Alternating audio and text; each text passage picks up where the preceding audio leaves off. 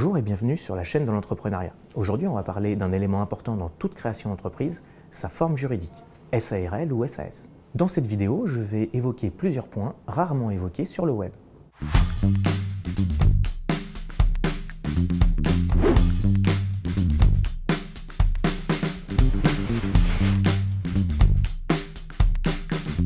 Les statuts de la SARL sont très codifiés et sont soumis au Code du commerce, alors que la SAS offre beaucoup plus de liberté. Que l'on soit sur l'une ou l'autre de ces deux formes juridiques, on peut créer une société à actionnaire unique. On parlera alors de SASU si on est en SAS et de URL si on est en SARL. Tout d'abord, vous devez savoir que vos choix vont vous ouvrir ou vous fermer des portes.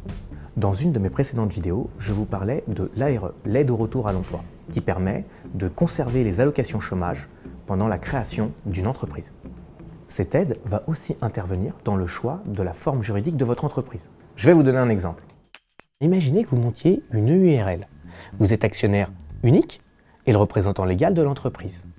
Si vous ne versez pas de rémunération sur votre première année, vous allez devoir payer le minimum de cotisation. Je suis le seul associé et gérant.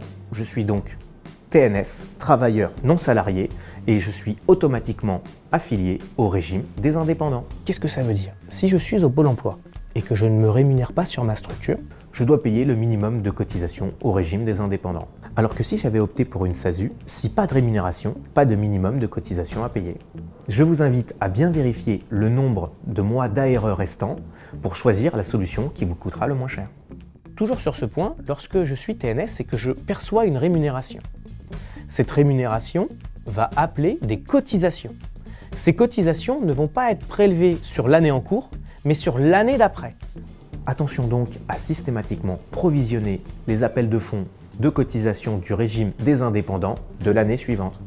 Attention, en étant actionnaire majoritaire dans une SARL, vous ne pourrez jamais avoir le statut de salarié. Si vous voulez continuer sur le statut de salarié parce que vous avez 15 ou 20 ans de cotisation derrière vous, le mieux, c'est de passer en SAS. Dernier point sur la rémunération, quelle forme juridique coûte le plus cher?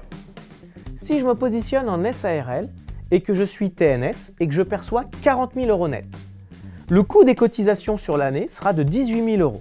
Donc le coût pour l'entreprise sera de 58 000 €. Alors que si je suis en SAS sur un statut assimilé salarié, 40 000 € net généreront 33 000 € de cotisation, soit un coût pour l'entreprise de 73 000 €.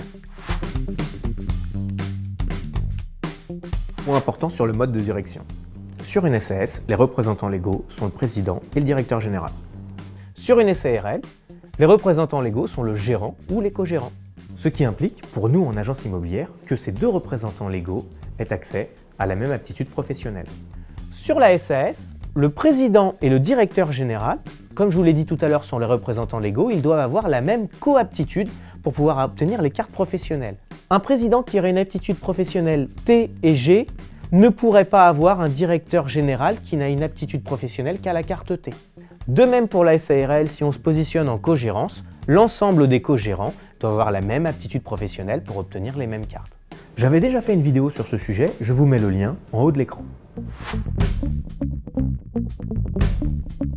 Il est tout à fait possible pour le gérant d'une SARL de faire rentrer son conjoint. On l'appellera alors le conjoint collaborateur. Par contre, pour une SAS, il n'est pas possible que le conjoint soit assimilé collaborateur. Si vous êtes en SARL, en cas de vente de la société, vous aurez des droits d'enregistrement à payer. Ce que l'on constate souvent dans le réseau La Forêt, c'est qu'en cas de vente de la société, les franchisés qui avaient choisi la forme juridique en SARL la transforment en SAS pour pouvoir caper les droits d'enregistrement. Voilà, j'ai essayé de vulgariser le plus possible le sujet pour que vous puissiez faire les bons choix. N'hésitez pas à me poser des questions dans les commentaires si vous voulez que je rentre plus dans le détail. Pour soutenir notre chaîne, n'oubliez pas le pouce bleu pour liker et la cloche pour vous abonner.